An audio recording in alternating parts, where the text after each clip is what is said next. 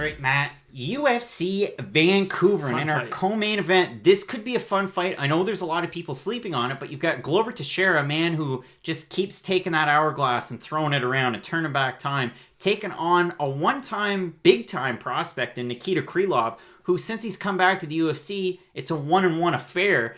While he was outside of the UFC, plenty of finishes. I mean, he had 4 fights, either finished in the first or the second round. And I say finishes because out of 25 wins, he's got 10 knockouts or TKO wins and 15 submission wins.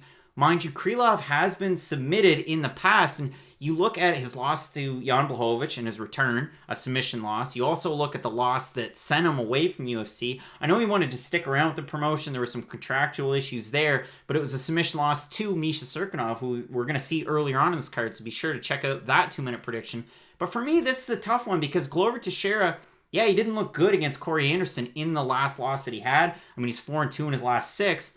But he has looked good in his last 2 fights. So what can we expect from a guy like Teixeira this late in his career? So it's going to be an interesting fight because the people who give Teixeira problems at this point in his career are really hardcore wrestlers. Guys who can make him work in tire mode. Because he is a little, well, I don't even want to say he's in the twilight of his career. He's on the 18th hole on the green of his career. But he's still putting up good performances, beating a lot of these prospects. Now, Krylov's definitely not the wrestler that Corey Anderson is, so I don't think he'll be able to make Glover work at such a high rate that he's going to get tired throughout the fight. The weird thing about Krylov is, if he's in top position on the ground, he is an absolute monster. He's going to elbow you, he's going to take your back, he's going to choke you unconscious.